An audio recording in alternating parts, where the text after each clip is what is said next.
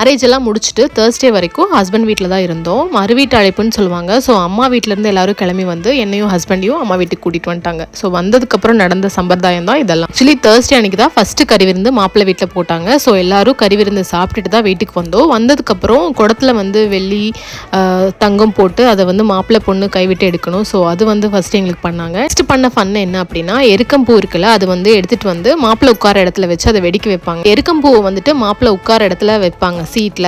அது அவங்க உட்காந்ததுமே வந்து வெடிக்க ஆரம்பிச்சிடும். ஸோ அது ஒரு ஃபன்னாக இருக்கும். நெக்ஸ்ட் வந்து பிரீத்தி வந்து பாலில் உப்பு போட்டு வந்து அவருக்கு கொடுத்தா. ஏன்னா மாமா தானே அவர். ஸோ அவருக்கு வந்து அது ஒரு ஃபன்னாக பண்ணோம்.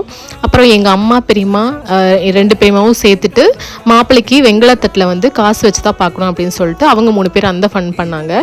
லாஸ்ட்டாக வந்து 2 பேர் தலையிலையும் அப்பளம் உடைச்சோம். இது எல்லாமே ரொம்ப ஃபன்னாக இருந்துச்சு. எல்லா ரிலேட்டிவ்ஸும் வந்து பயங்கரமாக ஃபன் பண்ணிட்டு இருந்தாங்க. எங்களை வச்சு நல்லா சிரிச்சு ஜாலியாக போச்சு அந்த அன்னைக்கு ஈவினிங். அந்த ரிங் குடத்துக்குள்ளே போட்டு ரிங் எடுக்கிற கேமில் ஃபஸ்ட்டு வந்து நான் தான் எடுத்தேன். அவருக்கு ஃபஸ்ட்டு கிடச்சிருக்கு, பட் அவர் அதை மிஸ் பண்ணிட்டாரு. ஸோ அதை நான் எடுத்துட்டேன். வெளியே எடுத்துறது தான் கணக்கு. பெரியவங்களாம் என்ன சொன்னாங்கன்னா, ஹஸ்பண்டுக்கு நீ வீட்டுக்கு கொடுத்து போகணும் அப்படின்னு சொல்லிட்டாங்க. ஸோ அடுத்த எடுத்த 2 டைமே அவருக்கு நான் வீட்டுக்கு கொடுத்துட்டேன். நான் வந்து கை உள்ளேயே வந்து விடலை.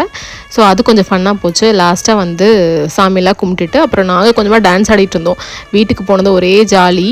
ஆக்சுவலி மாமியார் வீட்டில் இருக்கும்போது எனக்கு ஒரு என்ன சொல்கிறது, புது எக்ஸ்பீரியன்ஸாக இருந்துச்சு.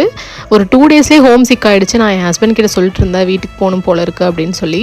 வீட்டுக்கு வந்ததுக்கப்புறம் ஒரே ஆட்டம் பாட்டம் கொண்டாட்டமாக இருந்துச்சு. எல்லாம் முடிச்சுட்டு இருக்கும்போதே எங்களை பார்க்கறதுக்காக கொஞ்சம் பேர் வந்துட்டு இருந்தாங்க. ஸோ அவங்களெல்லாம் அட்டென்ட் பண்ணிவிட்டு அதுக்கப்புறமா ரெஃப்ரெஷ் ஆகிட்டு சாப்பிட ஸ்டார்ட் பண்ணிட்டோம்.